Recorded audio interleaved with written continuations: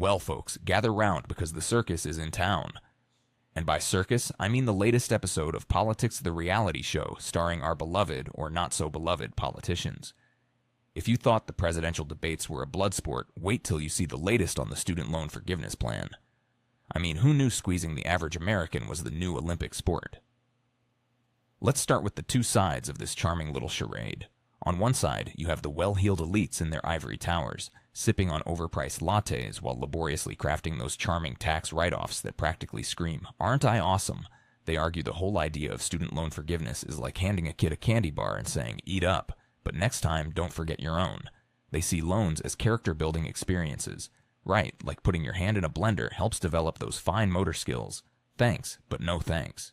Then swing the pendulum to the other side. Enter the average Joe or Jane, knee-deep in debt that's piled on faster than my cousin Jerry's Christmas lights after Thanksgiving.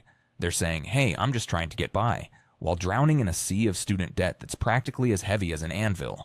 And believe me, no one pulls out an anvil for a magic show.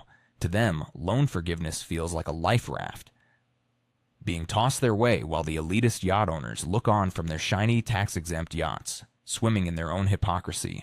But here's the kicker. Both sides are spitting contradictory gumdrops at each other while claiming to be the voices of reason.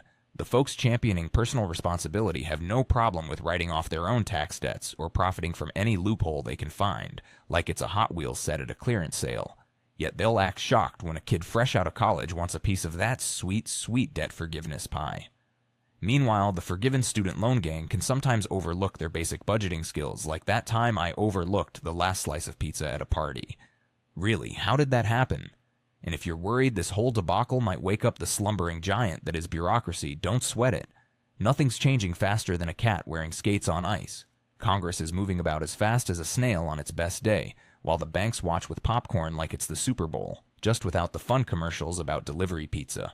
So here we are, watching this epic showdown as sides throw shade at each other harder than a solar eclipse. And yet, the only people left spinning in this cyclone are the poor souls trying to figure out how to afford life with those jangling chains that they call student debt. Now let me ask you this. Is this just a classic case of do as I say, not as I did? Or is there a shred of decency left in the system? Like, drop your take in the comments and share this with a friend. Subscribe, and hit the bell so you don't miss the next wildly entertaining episode.